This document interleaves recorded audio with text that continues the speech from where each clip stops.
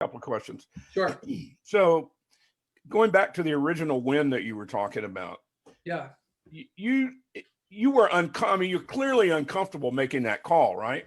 So, and that's okay. I mean, I know stuff is necessary, but on the other hand, is there anything in hindsight that you would have done differently to set that up, to set the client's expectations up earlier on that would have made that a simpler process for you? I'm not trying to second guess you. Yeah, I've had that call a lot of times. So I was uncomfortable because I know it's a conversation they don't want to have, and I'm a very empathetic person. Yeah.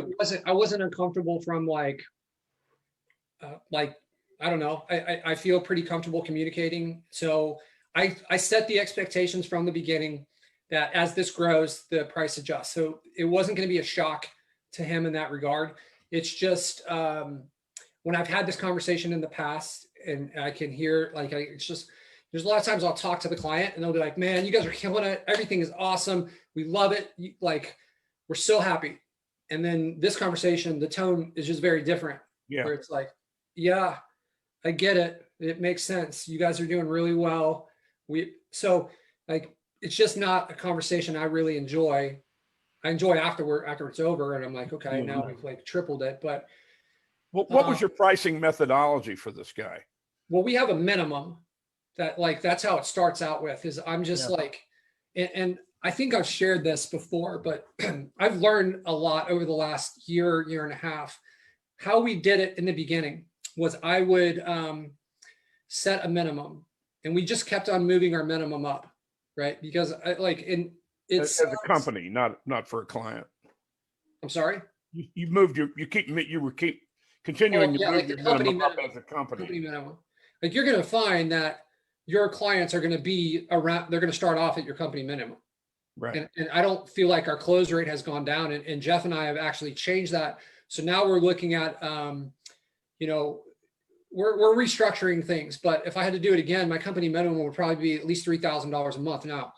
But it just so happened that everyone agreed to our company minimum where I'm like, well, this is, when you get someone in the situation, if you can prove your value enough, then the minimum doesn't matter so much because it's just like, hey, I understand I'm going to spend this, but they truly believe in you that you're going to give them more than that back. Then that first number doesn't matter so much, right? It's just a lot of us, we struggle with that first part of the equation. It's like, how do we get them to believe that? Part of it is you have to have some experience. You got to be able to speak with confidence. We can show results. We get referrals. All these things start stacking up and there's zero smell of desperation when I have the conversation, or when Jeff has the conversation. Right. It's like, this is our minimum. This is what we do. We're going to if you want us, we'll absolutely come in here and obliterate the competition. And the minimum is going to go up over time. And if that doesn't seem like it's your style, then that's totally cool. I know there's a lot of other companies out there that can offer services, but we're designed to work with companies that want to take over the entire city and just grow a multi-million-dollar company. That's who we are. And I'll say it to them like that. And I think everything is consistent through and through for them especially now. It's great to get to the spot. And this may be where Shannon will go as she gets referrals. If she's got a whole referral pipeline, all your friends are telling you the same thing about, Harry, you got to meet Jeff. He's the best guy. If everyone tells you that, and then you go in, meeting Jeff to you is not walking in to meet a stranger, right? It's you already think good things about him. So that's kind of so. And they're not all winners either. Some of those guys, they don't have the capacity to grow. I was on a call with somebody a few days ago and a roofing niche, and they just been in the business 30 years. And I try to find these guys who have been in the business for a long time because they know their stuff. And I try to sell them on the opportunity to be sort of like the kingpin, as I call them, and just go out and sort of farm it out to their crews and really be a real business owner. But this guy's been in business for 30 years. He hasn't even broken that level where he's got, more than one crew running around. He's just, he's running around head Right. cut off, right? So he doesn't have the capacity to do it. Right. He doesn't see the vision, and it's like, okay, well, the next step is, do you have anybody you recommend? Because you're not my guy, you know. Right. So Well, was sometimes the like that. 1,500 deal, was that a flat rate for the month? Yeah, I don't like to do like flat rate is the way that I go. There's times when we start where we go with like paper lead. Personally, I avoid percentage deals. My business, the way I've structured this is to scale, right? So I'm thinking about that all the time. Is like if I have to do paper lead, like we have about 10,000 leads coming a month in our agency. So if I'm trying to do paper lead, like what does that look like for us to go back through? I already know. Yeah. Right. It's horrible. Or the percentage deal too. Like, Right. so Anything you have to calculate at the end of the That's month right. is a pain in the ass. So here's kind of how I do it. Well, like, how do I determine if we're on a flat fee? I'll go and I'll find out what the lead cost is. And I like to use Home Advisor as a baseline. And honestly, our leads are so much better than Home Advisors, like for like 3 reasons, right? But you know, the person is coming through a Google search, so their buyer intent is so much higher, right?